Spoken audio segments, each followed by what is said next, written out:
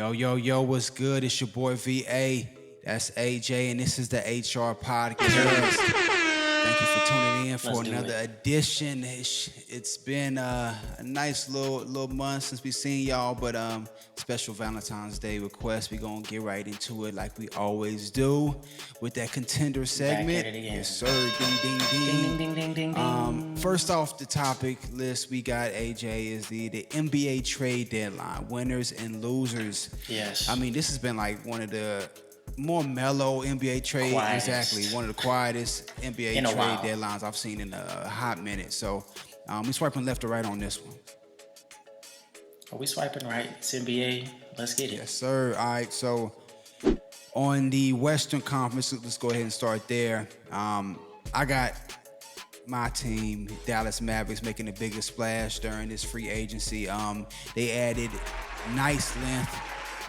First off, PJ Washington, about 6'7", 6'8", good size forward, and he plays pretty long for his height, even though he's pretty close to, Luka's height. He plays really long, great rebounder, very athletic, can shoot the three, nice handle, nice off the ball shot making abilities, doesn't need anyone to set him up, but can be a spot up shooter. Definitely great for rebounding and defense. He's already made a huge impact on that team. The other pickup that is kind of underrated but is showing even more promise is the backup center they got in Gafford from the Washington Wizards. Both of these guys is young, man. They're like 24 and 26 years old. God. But this guy, he could be a starter. The other night he had 19 and 17, 19 points, 17 rebounds, and I think in 17 minutes is what he had off the bench. That's insane, bro. Like the freaking PJ Washington, though, man, I wasn't a believer in him, but he has proved himself. Yeah. So I'm kind of glad y'all got that pickup. I think it's going to be a good pickup. The only thing that I'm nervous about seeing on him is the team that he's coming from was not very good at all. Right. Is almost last in their conference. So can he make the adjustment to a winning team to possibly put them in the playoff contention? I mean, that's what if I was a Mavs. That's something you always have to worry about, but at the same time, from things I've seen with an organization, from tweets from him and other people, like it seemed like he was really waiting for this moment. A lot of players either, like you said, they got this loser mentality, or they waiting for their moment to get on the team where they can actually prove themselves as a viable starter, maybe even an all-star caliber. Yeah. Andrew Wiggins to me is a good example of that. I mean, he was decent in Cavs, but he wasn't playing like he did that championship run. He was freaking locking down on defense. But that's the only year he played for that championship run. Hey, bro, so all you need is one. They got one. And but I feel like he's gonna definitely make his mark. Again, Gafford though, could be a starter if it wasn't for Lively. Both of them having them on the court, man, is going to be awesome for the defense, for the rebounding. They went from, I think, 19th in rebounding to first over these past 5 games. They've just really been, they actually have the hottest win streak right now in the West, 6 games, right before All-Star break. Great way to end the freaking regular season before the All-Star break. So, to me, they won the West easily. On the East side, we got the New York Knicks. I mean, hands down, no one else can touch what they did, bro. Yeah. Getting OG Anunoby in the beginning of free agency was huge. Then adding, these are kind of journeymen when it comes to players, but they added, the names slip my mind. That's how, they're not very big names. What position?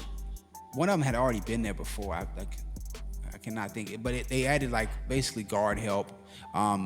3-and-D type guys. Was DiVincenzo still there? DiVincenzo, he's still there. He's been there for all this year, and he's been playing nice while they've had these injuries, bro. He's really stepped it up. He had like I think he had like 33 the Mavs the other day when the Mavs won. Like he's really coming to his own. But obviously, when you get Brunson back, when you get Julius Randle, his minutes going to go down, his points going to go down, but it's good to know they got someone who can pick it up whenever that slack is needed, especially if one of them gets into foul trouble. But even though I can't remember these other 2 guys' names for the life of me right now. I mean, on my side of it anyway, like obviously you're rooting for your team all the time, right? So you're mainly concentrating on the players that you're picking up and letting go. And so when I was doing that, had all the big talk with the Lakers, that is, They were talking about, okay, well, we're going to get rid of LeBron. Are we going to get DeJounte? Are we going to get Trey now? Who's going to go? Who's going to come? We're going to sell LeBron. So, and none of that happened. Nothing happened. No.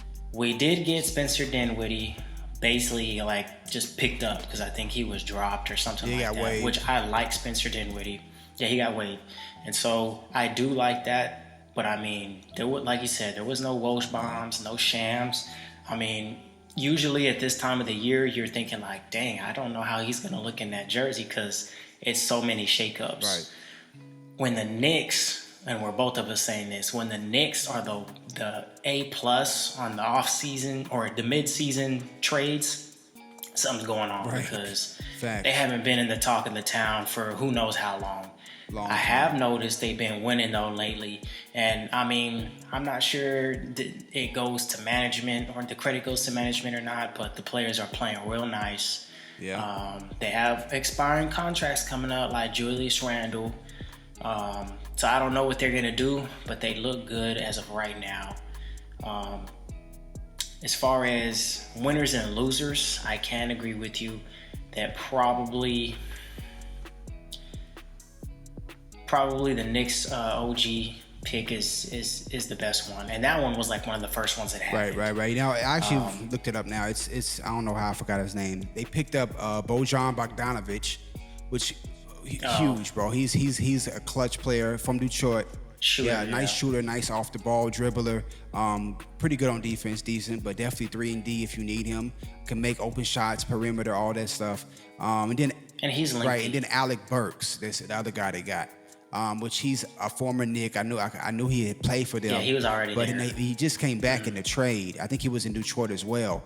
And they did give up now Quentin Grimes, which to me, that was someone the Mavs were actually going after. He's a nice young piece that I think is going to be missed. They also gave up Emmanuel Quickly in the OG Anunoby trade, which was to me humongous. So, I mean, it shows they're all in. And both of those picks are like first round picks. Both of them are first.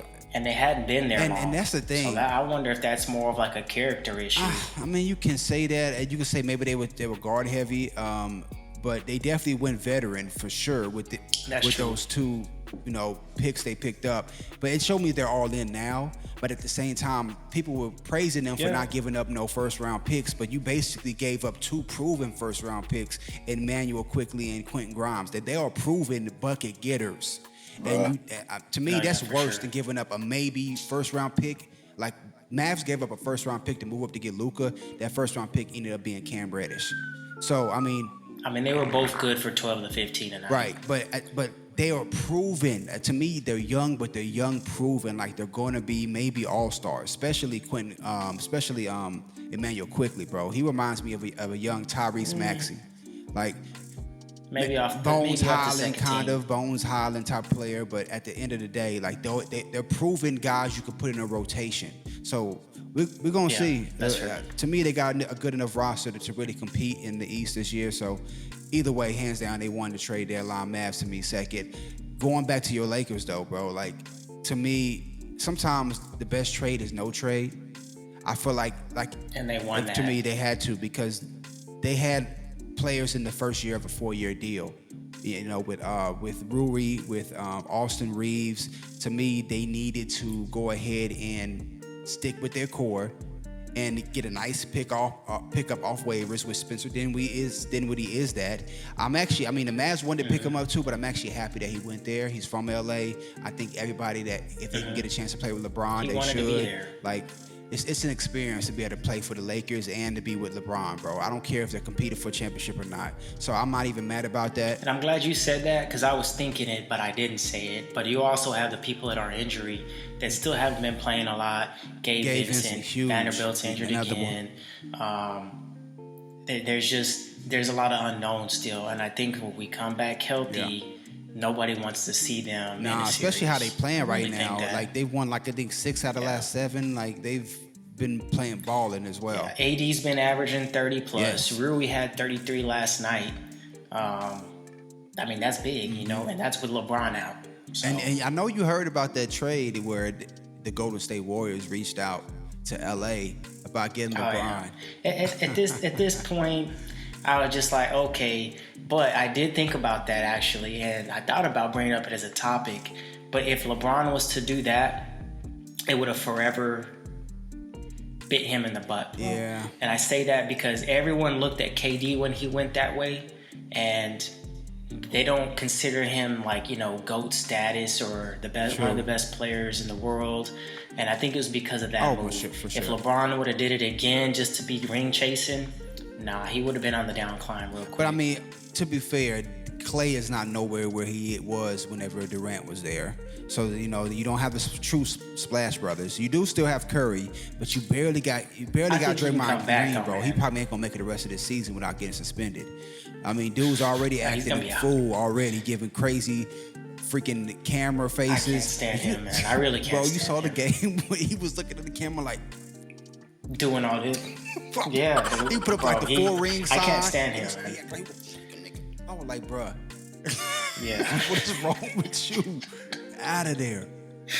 Yeah, I saw it. I can't stand him. I think that's got to go in the league, and I don't know what else is said on the low. We're getting off topic, but anyway, it's always fun to talk about him to me, right? Because I don't believe he belongs in the NBA. I really don't. I can't blame you for feeling that way, I'll just leave it bro. at that. I cannot blame you. All right, on to the next segment. We got Kobe Statue Night. Big first of many nights for Kobe. He's getting not just one, but I believe 3 statues. They did it on 2. No, I think it was 2/8/24, which is a great day. Represents Gianni's number. Represents Kobe. Well, Gianni was 8, was 2. Kobe obviously is 8, and then he also was 24. So I think it was a perfect day to do it. But like I said, first of many to come. We swiping left or right on this one, AJ. You mean I could swipe right and on all day, but I mean you pretty much summed it up. We're gonna swipe left. It is gonna be 3 statues. The date was great. It's never gonna happen again. It's one of those dates. Right. And then lastly, from this business standpoint, people dropped the ball. They should have been dropping Kobe's left and right on that day. Right. But whatever. We don't do that for another day. But yeah, bruh. I don't know if that had something to do with his wife Vanessa not. Maybe. Feeling they about to lose some money. Right. All right, on to the next one. We got Michael Porter Jr., fellow light-skinned brethren, who made some spicy comments, to say the least, about WNBA and the height of their goals. We swipe left or right on this one. Oh, we swiping right. I can't wait to hear what you gotta say. I'm gonna let you pop it off though on this one. All right. Well, I'm gonna tell you straight up. Introduce it though, because for anybody that don't know. Okay. So recently, and when I mean recently, probably within the last half year, Michael Porter Jr. was invited on a podcast/radio show. And he was asked about his influence on the game and his mom being very helpful in his situation and his journey through basketball and making it to the elite level status that he's at. Right. Anyway, it's on the Pivot question podcast, came down. Right? Yeah. Anyway, the question came down to what he thinks about the way female players are getting. And when I say female players, I'm talking about WNBA players are getting paid compared to the men's salaries. And I mean, to be fair, right? I think he touched all bases on introducing why he thought what he thought before he answered his question. So he stated that he loves women's basketball. His mom's pretty much the focal point for the way he has learned things and been able to achieve his stuff. So that's giving women the credibility right there. He says he understands that women are wanting equal pay, right? Because why wouldn't anybody want equal pay? Right. But when it comes down to it, the word that he used that I believe is striking people in a juicy way is he referred to them as ping pong players. Okay? Oh my God! Nowadays, VA, analogy, it's 2024, and people are they're just soft, man. People are just soft when it comes to everything now. So the ping pong struck some female players specifically a little wrong, okay?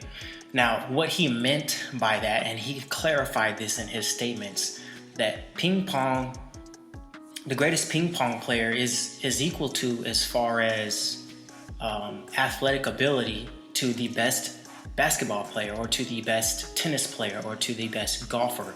And so what do people want to see? Do they want to see the football? Do they want to see the basketball? Do they want to see the soccer? Do they want to see ping pong? At the bottom of everyone's list on that is ping pong. When's the last time you've seen a ping pong tournament?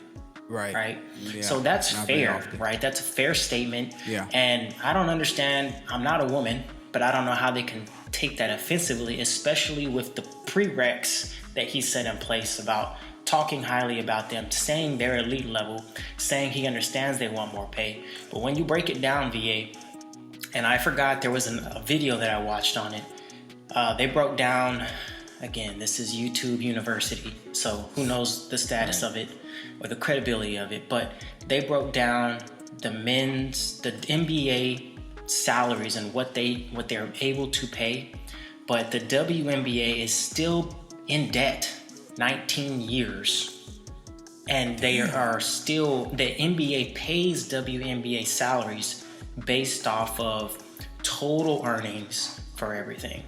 When you hear that, when WNBA players hear that, because that's not out in the news, how do you feel then? Do you feel like ping pong's the word, or what's the deal? Because I mean, when you look at it just straight black and white, right? I used to not be a big fan of women's basketball, like WNBA, because it wasn't as interesting, right? But the older I got, the more females in my lives. Everyone plays basketball around me. I want my daughter to play basketball. I think she'll be great at it. I want her to make as much money as she can make too. Yeah. But I think she will also understand, right, that if there's a certain amount of money to be made, I think they were getting like 30% of the earnings in the WNBA. The NBA only gets 20% of the earnings. So they're getting paid more money, but a less percentage. Right. So when you look at that, the women are winning. They're getting more money. They are. But percentage-wise, not dollar-wise. So that's the frustration. I think he broke it down very well.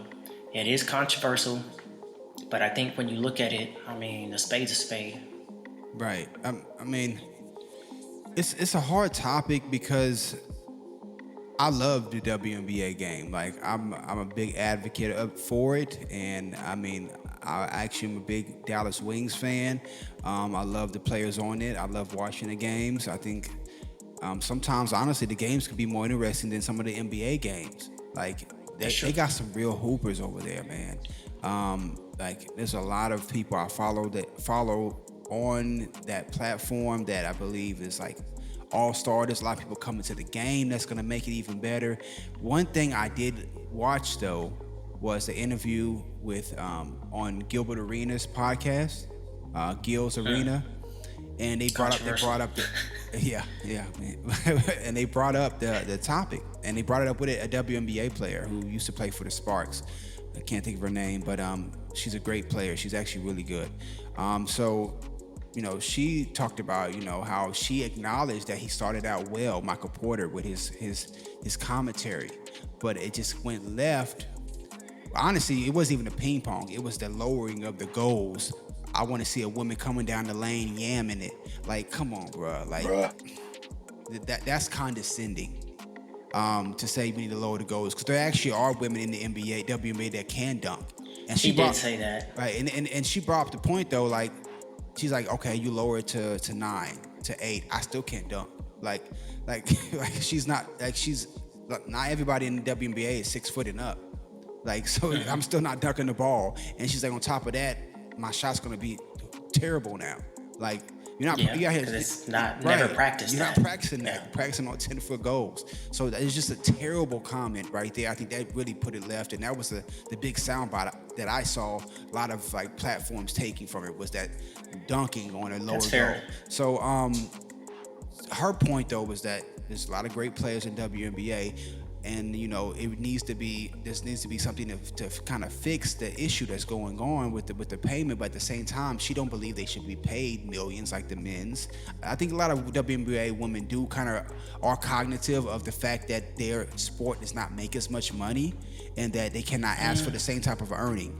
But at the same time, it's like a respect, a treatment value, a factor that they kind of want to see, because they have to go overseas right after this. They have to go play a whole nother league just to make good enough money. Ends meet. Yes, and I mean, and that's for most players, because like the top players are getting like maybe a couple $100,000. Imagine what the people that's barely making the team is making, like 40, 50,000, 60,000 a year. Like it's not the best, it's not the worst either, but I can see both sides. But again, on that podcast, the biggest issue the best point I saw made was by one of the former players in the NBA, saying that, Gil actually saying that the WNBA plays a style of basketball that they do not play in college. Meaning, you have the Ionescu's, you got the Caitlin Clarks, you got these players who have this style, and they're basically free. They have free range in college, women college basketball. And it's honestly probably a bigger sport. Women's college basketball, I think, is kind of higher than WNBA, which don't make sense. It should be the other way around. But he's like, whenever these players come into the league, they're made to conform to a winning style of basketball that is outdated now. You just don't see that style of play. You see the Stephs, you see the LeBrons. Not that. But that's because there's a lot more greater players in the WNBA than there is for college NCAA women's basketball. And that was a point so that the girl there's a made. huge gap difference. But at the same time, you're taking these players who are used to this style of play and making them conform, and then like you don't even hear about them. Like the name they had in college just kind of fades away when they join the WNBA. And he's like, it would push some of these older people out if you had this style of play. Like you're not gonna be able to have, the girl that plays for Phoenix Suns, 40 years old, guarding a Caitlin Clark, if she out here doing her thing, being able to shoot from back logo. They're not letting her do that. That was his point. Like, they have to keep the game exciting. The NBA has conformed to that. They conform to the fact that we shoot more threes now. They conform to, these things that make the game exciting.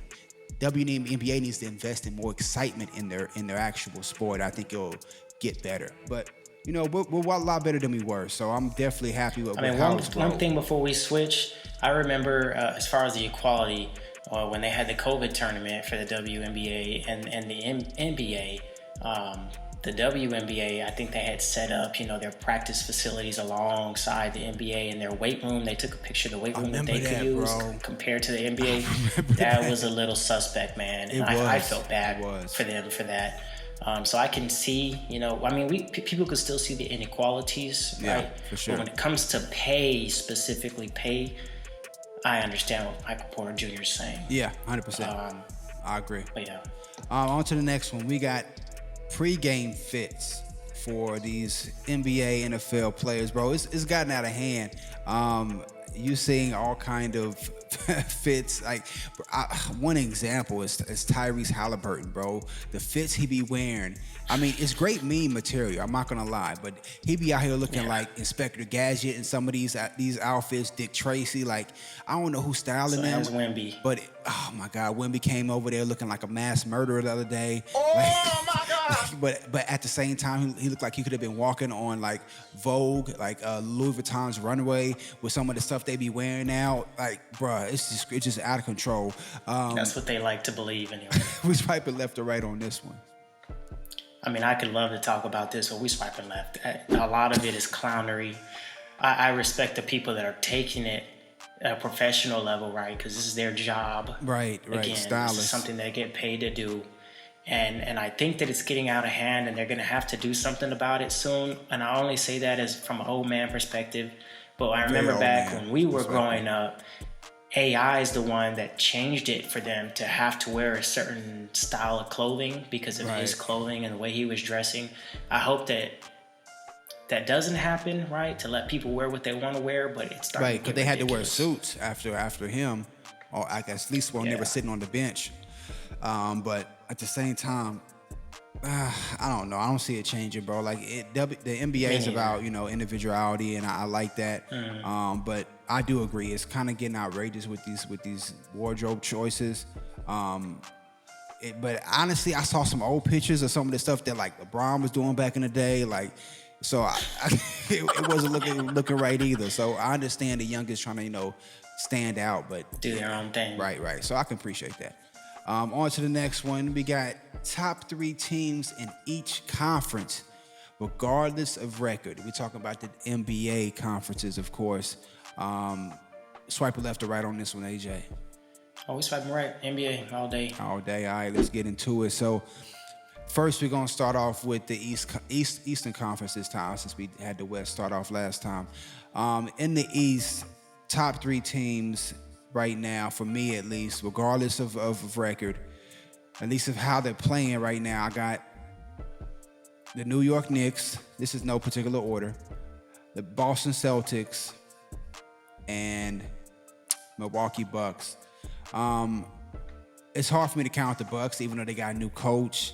Even though they haven't looked the best, I didn't agree with them firing Adrian Griffin either. I feel like you got the number 2 seed in the East, and then you fire for a guy. He was doing just fine. Right, you fire him for a guy in Doc Rivers who is notorious for letting leads in the playoffs go. Like, bruh, that don't make sense to me at all. I feel like they just wanted first off, they're listening to Giannis a little too much, bro. I feel like Giannis wanted him out of there, and they're like, all right, who do you want? He's taking pages from LeBron. You could say that, but LeBron, I don't think did. I mean, LeBron did stuff like this, but I haven't seen him do stuff like this to a black man, first off, which means something. And then secondly, the stuff he does has worked. So until proven otherwise, I'm going to say this ain't working, but we'll see. But I just can't count out Giannis yet. And that team, the Bucks, they got some good role players. Like, they got some decent ones. New York Knicks has been surging like crazy since they made those trades and before the trades. They are looking nice. They are looking deep. My biggest concern with them is that Tom Thibodeau likes to run his players to the ground. You're already seeing them get a bunch of injuries pop up, and we just now hitting the All-Star break. I just don't know if they're going to be able to last through the entire playoffs without and stay healthy. I'm just worried about that. I'm also worried about Julius Randle. He has not really. I mean, last year he kind of redeemed himself as far as playoffs, but the previous years he has come up short when the team needed him most. Jalen Brunson becoming an all-star, ball dominant though. Very much. But Jalen Brunson joining that team, I think, has gave them a crutch that they sorely needed, because when it was all on Julius, bro, it was nasty work, because you really couldn't count on the other guy either, from Canada, that they just traded for OG. RJ. He was decent, but he just couldn't count on him night in, night out. So I like their team. They're looking good. And then, of course, Boston, man. Like, they just, I just saw a stat the other day. They're the 3rd team in NBA history to beat opponents, I think, 2 or more times by 50 points in the same season. Like, bro, that's insane. Beating a team by 50 multiple times. Like, they got. I mean, scoring now is getting out of hand, but. Right, it is. But at the same time, they have great defensive effort. I mean, Jason Tatum, bro, he's got, to me, next to LeBron, he's got the perfect build when it comes to an NBA player. Like, he's really put on great size. His shoulders are like getting Giannis right. He should have been with the Lakers. Got him! You ain't gonna never let that go. You ain't gonna never let that go. That's so bad. Oh, it's so terrible when you say it out loud. It's just so bad. I know. It feels bad every time I see him. I'm a Duke fan. I love seeing Jason Tatum play at Duke. And where is there a chance to get him? I was like, this is a no-brainer. Bro, no-brainer. But it was a no-brainer coming out of Duke. He had the package even then. Like, his rookie year, I was like, this dude can score. I saw right away he could score. And that was something that Lonzo literally could not do. Like, why are you adding a point guard in this era that cannot score? It's just stupid. I'm going to jump on the East teams too while you said it, only because those are my same 3. But I'm going to put them in order. I'm going to put the Celtics at number 1 just because of the things that you said. They're clearly the number 1 team in the East. I'm going to put the Knicks at number 2 because I feel like they are playing for something. Right. They are literally playing for New York to be relevant again. They are putting effort in the game, right? Offensively and defensively. People are playing their assignment, right? As a team role player, everyone's playing their role. And then third, I'm putting the Bucks. I just don't see them getting through in the playoffs. For one, it's kind of funny. Dame Dollar, he's not playoff proven, and I don't think this being on the Bucks is going to make him be proven anymore. Giannis is a great player, but for some reason, I don't think that they're going to have the gel together for their team during the playoffs, with Doc being, a mid-season addition. I'm not sold either. But they're still top 3, so we'll see what happens. Yeah, and I mean, one more thing on the East is for the Boston, like the big X factor is Porzingis. I mean, he's really got to stay healthy through the playoffs. If he could have stayed healthy when he was with the Mavs and against the Clippers series, I think they would have got further that year. But he's just awesome, man. He's really stepped his game up. His threes or his shot from 3 is just as wet as it was here in Dallas. And he's given effort, more effort. Yes, way more effort. I feel like, and he's even said in interviews and podcasts that he's really at a point in his life where he feel like he's the best he's ever been. He's actually put in that effort. He's not worried about ego. Like, I think something about the Boston Celtics culture has really allowed him to flourish, and I'm happy for him. But I just want to see him do it in the playoffs, man. Just stay healthy, please. True. All right, our next conference is the West, of course. Go ahead and start off this time, AJ, with your top 3. All right. So in order, I'm going to put them. The Nuggets still at number 1. You have probably another MVP in the Joker because Joel went out. He has a triple-double almost every night. Yeah. And when I think about him and they talk about Russell Westbrook being a triple-double, averaging a triple-double for 2 years and that not being heard of or however long. Right. Think about a big man doing that. That's impressive, man. Right. That's really impressive. And he's so unorthodox that it catches people off. He still has some moments, right, where I feel like he's kind of like a baby or a flopper or whatever, but I still give him the respect. He's a great player. He's like a big ass Luka, bro. Like, if Luka was a post player, that'd be him. A slower Luka, if you can imagine. I mean, he's Luka a post. He's slower. post, right? But yeah. But then I got the Thunder, right? The Thunder is just a young team. They are providing effort. They're wanting to be relevant. They have the longevity and the future to go for years. So Chet Holmgren was hurt. Everybody else has been pretty much solid. They're all young. They're running and gunning. They are moving up and down the floor quick. Everyone's putting effort on defense. Shai Gilgeous-Alexander, he should have been an MVP candidate for the last couple years because he's been balling out his mind. He is this year for sure. But he is a young, quote-unquote, leader for their team. And then the third, I'm going to put the Suns. And I'm only saying that because they've been gelling recently. I feel like when Booker does not have a great night, KD and Bill will. But when KD's not having a good night, Bill and Booker will. And so they just all stepping in for that one open spot to just fill in as much points as possible. I think that they're always a high-scoring team. Defense might be a factor for them, but those 3 teams in that order, it's hard to not say those are the 3 teams. I think there could be some more movement. Those aren't the order as it is right now, according to the record, but that's only within games.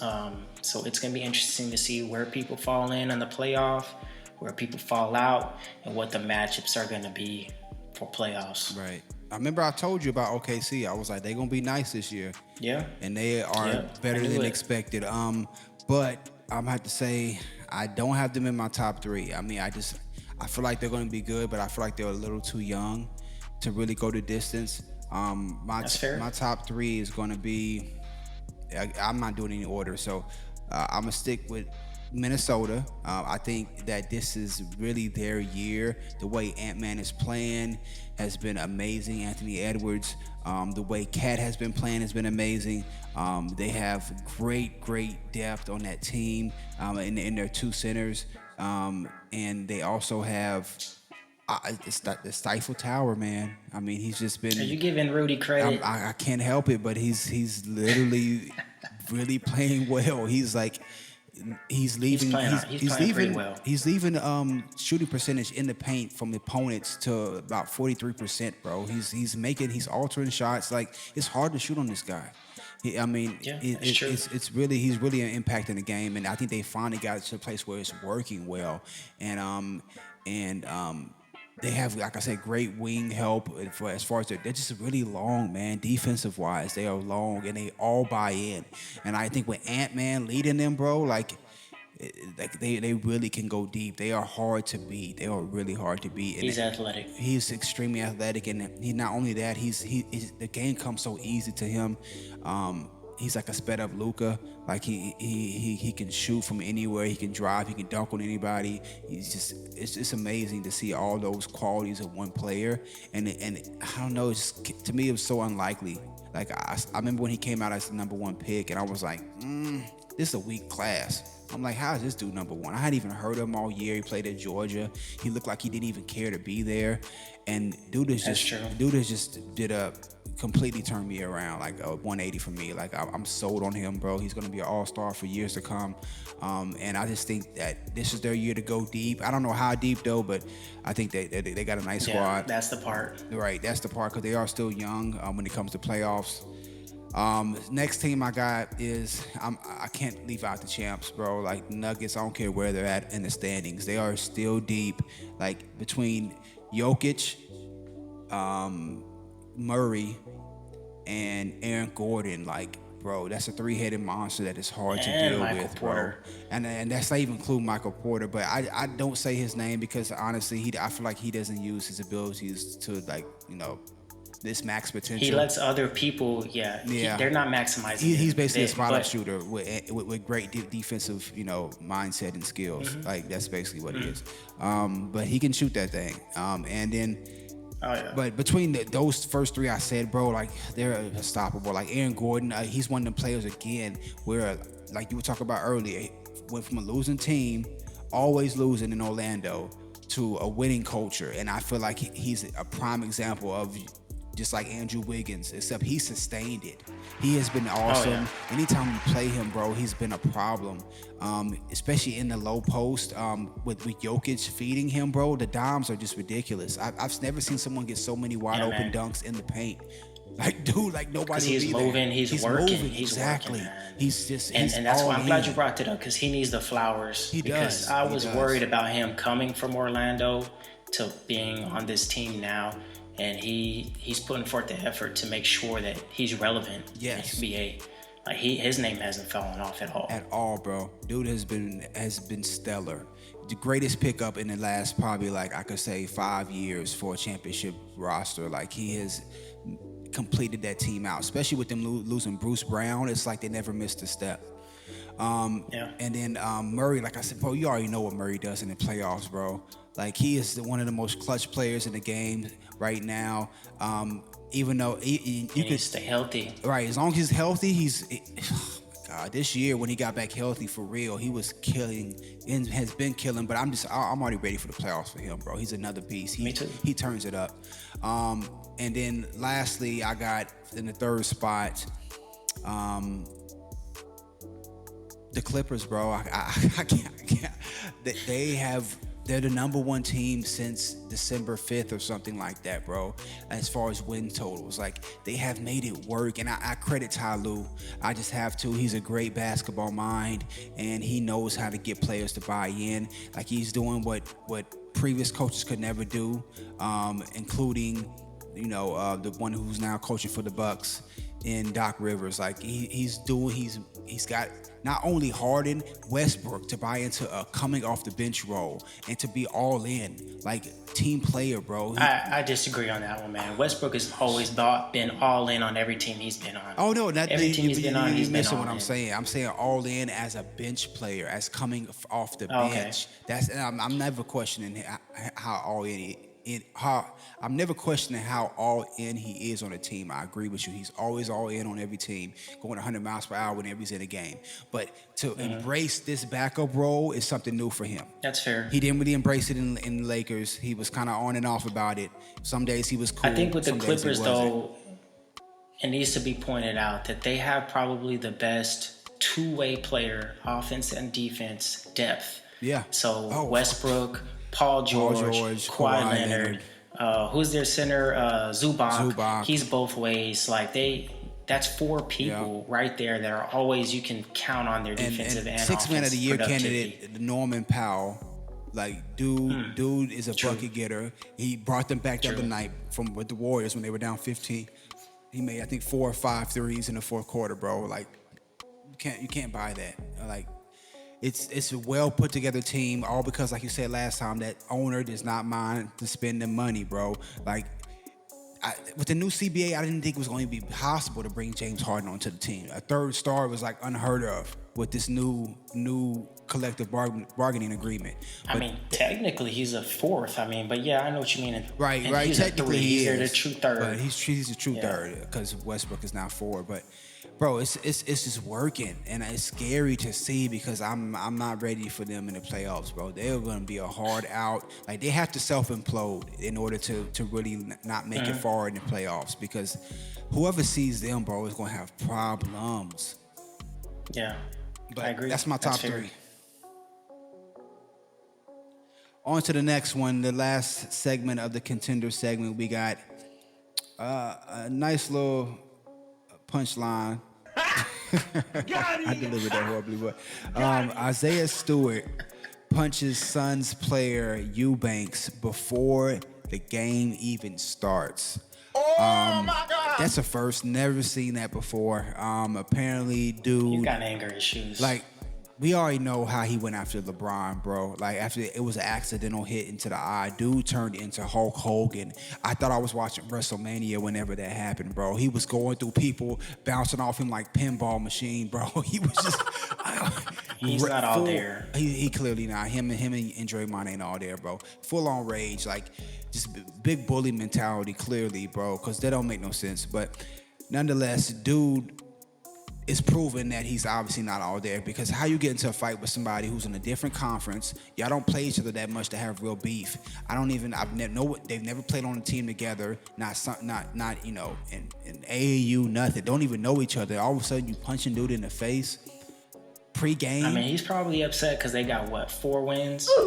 I mean, true. That's a good reason to be upset all the time. I'd be very ornery. But I mean, dang. I mean, he needs to get it together because you can't have longevity in this career in the NBA if you continue to do that. You can't, bro. Hopefully he leaves. Hopefully everybody leaves that team to try to better their career and get some wins, some rings under your belt, some playoff productivity.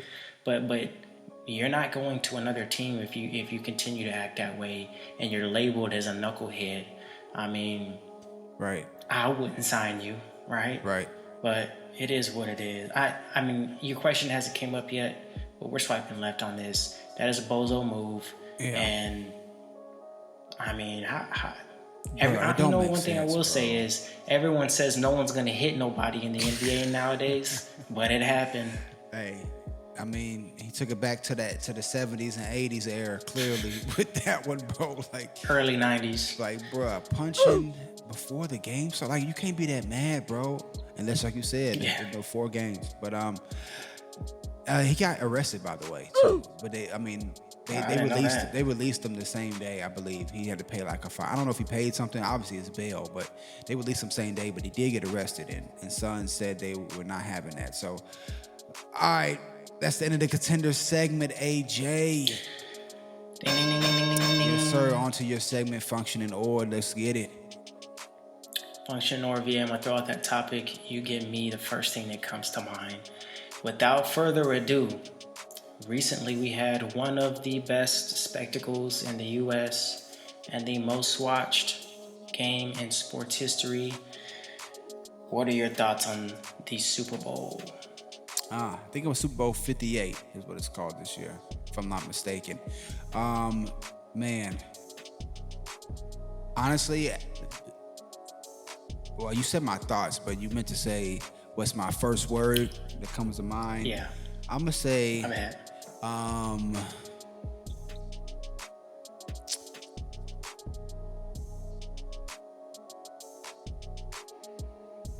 drama. Don't do it. Oh, okay.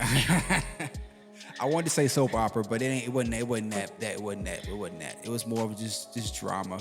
If I'm gonna get a good word to use, because honest, I'm not gonna lie. In the beginning, it was kind of a snooze fest for me, bro. Like, it was all defense. Like, Patrick wasn't doing nothing. 49ers wasn't doing nothing. But by that fourth quarter, I don't even know if it was defense. Right. But by the fourth quarter, though, man, it got tight. It was scoring. Like, mistakes was happening. That muff punt really changed the trajectory of the game. I mean, it ended up being a really nice game. Like, I really enjoyed it. I mean, I didn't even mind like the constant Taylor Swift photo ops. I mean, I didn't mind that as much because she was into it. Swifties. You saw her face. They had Ice Spice up there. They had what's that chick? They had Ryan Reynolds' it wife. was celebrity packed. Like, right, like it was giving drama. So I was liking it. And I mean, Brock Purdy, man, hats off to him. Like, against that defense, man, he was decent. It wasn't like a freaking choke job. Like, I was wrong about him all year. I'll say that. I mean, he was. I mean, to me, he still kind of is a game manager, like Cam Newton said, but I think he's a little bit above that because honestly, he did what, I mean, even though Lamar lost just like he did, to me, it was obviously a much closer game. It went to overtime. Like that 49ers team, though, is stacked, but at the same time... Yeah, both of them. They both are, but at the same time, like, it was almost a storybook, but at the same time, to me, it was because they got their dynasty, got their third win in 5 years. I was happy for Chiefs. I was happy for Mahomes. Now he gets to really enter that GOAT debate with Brady. I just feel like everything was kind of storybook ending, even with the little kiss at the end of the game of Taylor and Kelce. Like, it just was a classic, like, nice game. To me, better than last year's. What was last year's? It was like a blowout last year, I think. 49ers and... No, it wasn't 49ers. It was the Eagles. Oh, no, it was tight, too. It was Eagles and Chiefs last year. Oh yeah, my bad. Yeah. But to me, this one was better, even though in the beginning it was kind of... But, like I said, drama. What you got? First thing that comes to mind is money. Money. Bro, when I tell you, first off, that word comes to mind or that song comes to mind is because obviously I'm a Dallas Cowboy fan. To me, I didn't really care who won the Super Bowl. I wanted it to be a good game. Right. I didn't want the 49ers to win. I didn't want the Chiefs to win. I just didn't want either one of them to win, but there had to be Somebody had to win. Somebody had to win. I wasn't going for no Niners. Ain't no Niner gang over here ever. Yeah. I mean, like you said, Brock Purdy, he didn't necessarily prove me wrong, but I need to give him credit where credit's due. He played great the entire year. He could have played a little bit better in the Super Bowl, but I mean, hey, they got Purdy and he was doing his thing. Right. The Chiefs, yes, I feel like they are dynasty status. I wouldn't put them on the whole GOAT debate with Brady, but Andy Reid got another ring. I am happy for that man because I do think that he's one of the best coaches in the NFL ever. Yeah. At least since I've been watching. And definitely one of the best talent pickers. I mean, he can eye talent. Oh yeah. And his coaching, like his game and the way he sees the game has always been fun to watch. Like the plays are interesting, the D's interesting to watch. Especially when they had Tyreek, man, that was just it was nice. Oh, yeah. But money. the Super Bowl went into overtime, VA. And OT, I forgot what platform it was on for the viewers, right? They made $60 million only in overtime. $60 million. What? The total amount of money that was made off advertisement and everything throughout the entire, including overtime, $695 million. It's insane, bro, that's a lot of money. They were selling those booths that Taylor Swift was in for like $2.5 million for a suite, bro. Yeah, that's ridiculous. I don't know about you, but it doesn't look like I'm going to a Super Bowl game in the future. Bro, what? The halftime. I will say halftime show. I talked to very few people about it. Hats off to Usher. Right. It was fun. They brought a couple of other celebrities up in there too. It was cool. It took me back to some good days. It did. And I think he did great, man. I think he did. It was a lot of dancing. But yeah, I think he did good too, man. That was cool. I feel like a girl for talking about this. And Rihanna, I think too. I mean, she did good, but it was fun to see, man. I forgot about Rihanna. That was. All right, she was pregnant. She was barely moving, so I'm gonna let her make it. Well, let's do that then. But there was Ludacris. Lil Jon. There was debate about the Black National Anthem. Oh yeah. The regular national anthem was great. Lil Jon was out there yelling, and it was good. Alicia Keys. That was. That was cool. That one. That was cool. Yeah, that was really cool. The piano was cool. Like the piano everything was about dope. it was cool. That piano was crazy. Usher also brought out some roots to the roller skating. I'm sorry. I thought that was cool. To Atlanta, like they did things different. Like it wasn't just like it's the old Super Bowl halftime show, right? And it was good. I wasn't really watching the commercials, but I heard there was a couple good ones. Yeah, Kanye doing some crazy 30-second rant. I don't think I saw that rant, but like it wasn't hitting like it usually do. Like they had some decent ones where I was kind of laughing a little bit, but like it was they clearly not spending the money they used to spend on these commercials because it's just not as extravagant. Worth it? It's not worth it if they're making that much money, dude.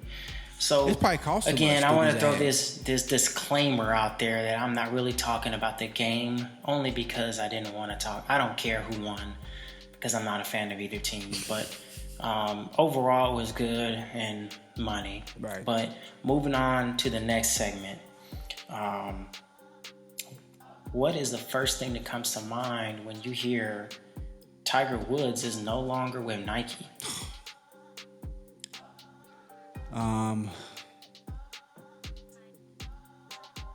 It kind of feels like when the Roman Empire fell. Like even though it's not that dramatic, because both these entities are still up and running, but like it's definitely the end of an era, bro. Like Nike and Tiger, bro. Like Tiger was basically their first entry into the golfing space. Like you could basically pick out a red Nike shirt and black pants and a black Nike hat and just have it literally just on a random sidewalk, and I'm like, oh, that's Tiger Woods. Like that's how iconic Nike became with Tiger being synonymous with that outfit. Like it's just, bro, it's a big piece of my childhood. I feel like it's just kind of gone now. Like it feels gone. It does, bro. Like I still remember the Nike Gatorade commercials. Like, man, bro. Like I'm not gonna say he took Nike to another level, but he just. Oh, he did. You could say that, but there's just so many other athletes that I can say did that too, like Jordan. That's fair. Like so it's hard to say that it's where it's at because of him. I think it would have been there either way, but I think the visibility of Nike definitely, you can't say did not shoot up a lot. Oh yeah, especially in the space of golf. Yes, that's without a doubt. We ain't even got to talk about that, but like just in general, like him being synonymous with that brand, which is huge for both sides. They both benefit so much from that partnership. I'm sad to see it go. It's not going to look right seeing him wear these other clothing brands, bro. It's just not. But at the end of the day, I mean, he's already at the end of his career, so I can't imagine him doing too much more golfing anyway. I think he had a good run. That's all I'll say that, and that's why I compare it to the Roman Empire. Like Roman Empire had a great run when they were huge when they were together. I mean, when it was lasting, but when it ended, I mean, it never gonna feel the same. You sound like you living back in them days, but the first thing that comes to my mind is Sunday Red, and ironically, you brought up the red shirt. Right. Ironically, his new brand with TaylorMade is called Sunday Red, and smart. The logo looks pretty cool, man. The logo looks pretty cool. It's a little tiger and like kind of, I don't know if it's skeleton or if it's like the tiger prints that's on it, but it looks cool. One thing I will say about just golf clothing in general is it's very comfortable. Yes. There's not too much you can do, and there's not too much you can do outside of it being wrong. Like golf's colorful, it's dark. You can mess all with the color palette, right? And it's interesting and sad that he's no longer with Nike, because I feel like when any other sport, right? Like I feel it's like a person changing a jersey, right, in the game, like NFL or NBA, and they take off that jersey and they're now on a new team. It's kind of like it just doesn't sit well in your stomach. And when you don't see a check mark across his chest or on his hat, it's gonna be weird, man. And it's gonna be weird, and you're gonna be like, what is going on? And I think this is a long time ago. I like golf. I haven't played in a while, but I do know that Nike stopped making golf clubs for Tiger Woods. And so he started playing TaylorMades. Right. And I wonder if that relationship properly led into this deal came about through that, right? But you would think with as much money as that he was getting, yes, he's on the decline because he's going out. He still potentially can win a few more majors, but I wonder what the structure of his new contract with TaylorMade is, or is it completely just his clothing line? Either way, he's still going to make the money. He's Tiger Woods, undisputedly the best golfer of all time. And it's just sad to see. It is. Agreed. Moving to the last section of Function RVA. What is the first thing that comes to mind when you talk about the All-Star game?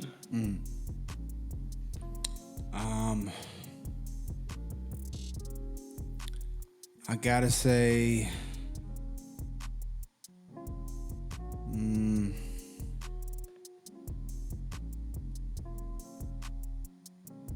this is a hard one. I mean, so many words that come to mind, but I'm trying to get the best one. I'm gonna say rinse and reuse. I feel like we're at the point where the All-Star game is kind of got it watered down with all the new stuff they're trying to add to kind of make it spicy. And I think they finally, realized that stuff is not what the fans want. And so now they kind of rinse that clean, and they're starting to kind of reuse it, going back to the original. I see what you did there. With the format. The format changed back to the original East versus West. I think that was sorely needed. I was so tired of Giannis going up there, mispronouncing people's names and like talking about people because they're not his friends, so he don't want to pick them. Like, I mean, I just was tired of that. Like, Giannis made it really corny. It was cool when it was KD and LeBron. Like, I liked it when it was them two.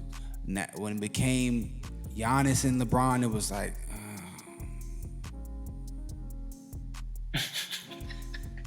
crickets. Right. Cause he's not very funny. I mean, I'm not hating on the guy. I think Giannis is a good I guy, feel you. and I like what he brings to the game. And like I said, I have him in top 3. But when it comes to like him trying to be funny and like, no, I don't need that. I didn't need to just be fierce Giannis. And so, like I said, this is reusing this to the old format. I think is going to really help them. I like the fact that they're going to have Curry going against. And is it Caden Clark or is it Ionescu? Ionescu. Yes, I really like that. I think that was great for not only the NBA but WNBA, because she was balling that contest, bro. That was hype. That was the best 3-point contest I've ever seen. The WNBA. It was. Period. She had the most points total. Hands down. It was amazing to see her make that many in a row. It was amazing. And so to see her do it against Curry on the biggest stage now is going to be great. I think that's going to get great ratings. And like I said, a lot of people are gonna watch that, right? And I'm excited now for this movement. Now I will say this: the All-Star Game celebrity, I've literally come to the point where I've stopped watching it. It's the names, the people they're picking, I don't understand. Like it's like some people they pick like they don't have any basketball background at all. They're just there because they have a name. And then you have some players where it's like, like I think that one year they had like the girl from the Aces playing. Like they had like WNBA stars. I'm like, they're too good to be on here. Why are they playing? Yeah. Like, I don't understand the dynamic. What are we doing? The coach, I don't understand the coaches that they be switching. Like now they got Shannon Sharp and 2 coaches. Right. Yeah. Like they used to actually have coaches, I think, like from the East and the West. Now they got like celebrity coaches that don't really play basketball. So I don't know what they're doing with that. Like to me, they got to fix that one too. Yeah. So for me, I'm really glad. Well, first let me give you my word. I'm gonna give you 2 words, and they're kind of the same. One's futuristic, and the other one is concept. And for me, I wanted to give you a round of applause for you pretty much introducing that the game of the All-Star Weekend for NBA was starting to get a little boring. Right. Like All-Star Weekend wasn't what it was, but they are trying to change it, right? They're back on the right path. Right. I agree with you 100%. When you hear about All-Star Weekend in general, NBA is by far the best All-Star Weekend amongst the major sports. Like NFL All-Star Weekends, trash. MLB weekend, even including the Home Run Derby, not what it is, not what it should be. But NBA usually always trumps it. Oh yeah, hands down. And so multiple days of the weekend too, not just one day, right? Like the All-Star Game, the dunk contest, 3-point contest, skills challenge, all of that is usually fun one way or the other. Yes. But the it is futuristic. Rookie game, I love those. Yes. I love it. Yeah. So it's fun to see. For me, this year in particular, they're using a court that's LED. And it's going to have all kinds of visuals on it. It's basically like that dome they put in Vegas, but on the court. So they turn it into the Nickelodeon Super Bowl. Basically without the slide. without SpongeBob running across the screen. Yeah. But in all fairness, they've had this technology for a few years already. They just haven't implemented it for the NBA. Right. They've done it on like specialty games for like the Jumpman academies and stuff like that, but not at this, I guess, caliber for the world to watch. So it's going to be interesting to see if it throws off players at all, right? Because that's kind of weird that you're literally like playing on a TV screen. Right. The celebrity game, like you said, man, celebrities, where are y'all at? If I was a celebrity, I would see that as like an honor to go and join the celebrity game. Right. You know, you used to have people, Justin Bieber, Soulja Boy, J. Cole, Kevin Hart, big name celebrities Right, playing, big names. and it was fun to watch them. Whether it was funny because they couldn't play, or because you're like, dang, they could actually hoop. Right. I think J. Cole got a dunk in the game before. Yeah. Like, that's cool, man. Like, that's cool. Right. Just that one portion of the game makes it cool and interesting and wanting you to watch. Brings Remember viewers. that one year they had a dude who was in the Obama's cabinet. He was. Oh, really? And he could actually hoop though.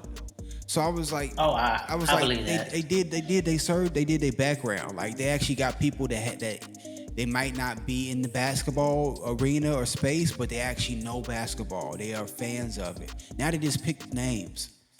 Yeah, and that's not fun. You don't want to just get some people that don't even know how to dribble out there. I'm not about to watch that. I don't want to see that.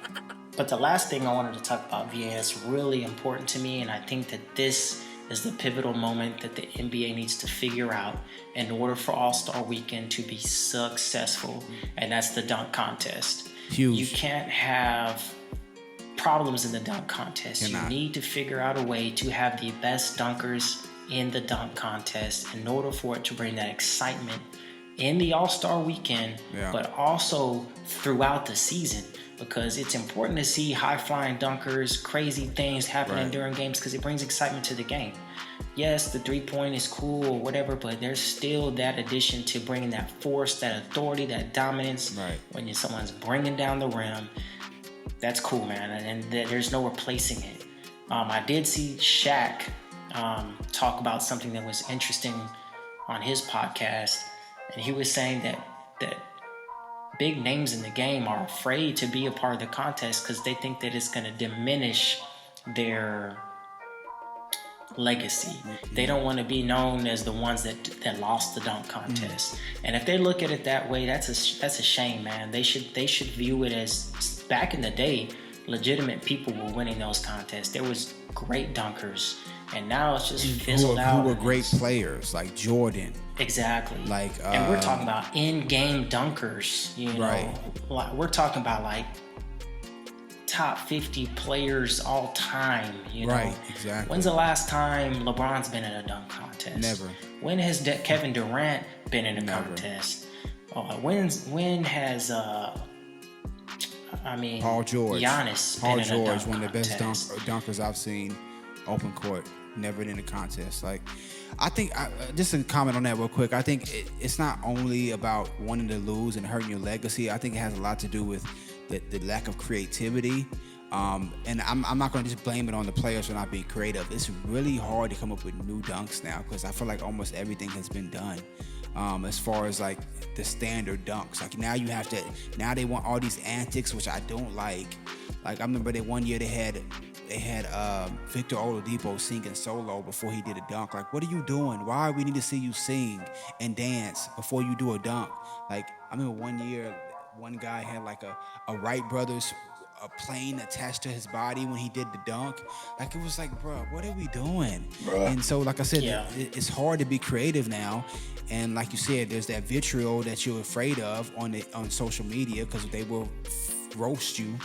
They will cook you up something mean for not doing a good dunk, or for getting hung, or for missing it. So I understand why players don't want to do it, but at the same time, like you said, there's a legacy there, bro. Like, you just competing should be amazing enough. I remember the last great dunk contest we had was when it was Aaron Gordon and Zach LaVine, bro. That was the last one, and I think it went back to back. Like, it was. See, and I want to put the blame on the players, man. Yeah. And I'm not gonna lie. Even the ones that, you know, Obi Toppin, what's the name? Jones. Jaylen Brown doing it this year, which I think that was amazing. He's like the biggest star to do it in a while. I didn't think he was gonna do it. But when they get there, right, like they finally get some names that are all right. They're dunkers, right? I'm excited to see what they're gonna come. They don't even have like their dunks in order. They don't. Like, what are you doing? Like, you had all this time to think about, you know, all the dunks you've ever done and the ones that you know you can do on the big stage. Like, and I don't want to discredit Mac McClung last year. I think he's going to do it again. But he came out there to win the thing, bro. Like, he came out there to But win that's the all he thing. got, He had though. his dunks down. That's all he got. Yeah, but I mean, at least he had it together. Right. I mean, these dudes was out there like, what should I do real quick? Oh, I didn't even plan for this. Let me get out there and all right. And it made it look bad, bro. It just made the game look bad when they did it that way. But they need to clean that up, man, in order for me to have a true successful All-Star weekend. Bro, they just need to do 2 attempts, bro. It's a wrap. They need to change something. Like, speed it up and like make people bring their best. Like, you missed 2 in a row, all right, that's it. On to the next. Yeah, take a seat. Right. But that's it for Function or VA. We're gonna bring it down to the last segment of the show. I'm gonna kind of kick this one off. All in the family. All in the family. Yes, sir. We bring in something where we kind of tie a family aspect to the game of sports and business and everything in the show. And today we're going to talk about the Kelce Brothers. The Kelce Brothers, I feel, are good, water and oil based of the 2 brothers, where you have one that's out there and probably the best. They're both great in their position. Right, one of the best in their position. But overall, right, they're completely different. Yeah. One's more out there, one's more subtle. Let the game talk for himself. One's out in your face, dating these high Swiftie celebrities and all over popularity, dressing in black iced out diamond suits and stuff for the Super Bowl. And the other one will probably come up in some fishing gear and overalls. Right, some camo. Yeah, but it's interesting. They got their moms at the game. They do everything together. They have each other's back. The one thing that I wanted to point out was really cool that I saw, and because they always support each other, they play each other in the Super Bowl. Yeah. Was that his brother? What's the center's first name? Jason Kelce. Jason Kelce, thank you. Jason went out there in the booth. He was kissing babies. He had a Chiefs shirt on. Right, he hasn't completely. When he was at, he hasn't completely said I'm gonna give up yet in his role. When he was tailgating, yeah. He was out there having fun. He was embracing his brother and his team, and so that was cool to see. Yeah. He's also, not sure what his career is going to look like, if he's going to continue to play or if he's going to go somewhere else, if they're going to sign him, because he's a big signing, right? He's probably going to request a lot of money. Do they have that? I don't know. Might get them over the hump, might not. But it's good to see the relationship that they have together. They always respect each other. Another thing that I was like, man, that's really cool to see, is that he talked about Travis Kelce's little outburst with the coach right before halftime, and he kept it real. He's like, man, he lost his cool. He should have handled it better. Andy Reid did a really good job, and he gave credit where credit's due. And that's his brother. That's hard to do, just to keep it real. It is. But I feel like they both keep it real with each other, and that's a cool relationship. I don't have a brother, but if I had one, I would want that relationship, man. That's really cool to see. 100%, I agree with you on that. They have a podcast together too, where they include. My wife actually watches that a lot, where they include like Jason's wife. She'll be on there sometimes, and even though I don't watch it, I catch sometimes some clips of it because I can hear it. Or they'll talk about a topic that I already know about, and she'll just tell me about it. And their relationship, I think, is top notch. They do commercials together. I think it's just a good example of brothers backing each other up. And like you said, supporting each other. Jason going to the Super Bowl was super dope. I remember they had shots of him while they were in the playoffs, up in the skybox, shirt off, like freaking crazed fan. Big man in it for his brother, bro. It's just amazing to see. Wonderful. I like both of them. I'm definitely hoping that Jason retires though, because I don't want to see the Eagles be any better than they are. So definitely hoping Jason gets up out of there. And that's her. But like you said, man, it's a good story. It's a good representation for America, and I'm all here for it, man. Yeah, I agree 100%. Well, that kind of wraps up All in the Family VA. You know what time it is. It's all fun and games until you get called into HR. Appreciate y'all. It was a good epi. Like We're always. coming again soon. Yes, sir. Peace out. Until next time. Peace.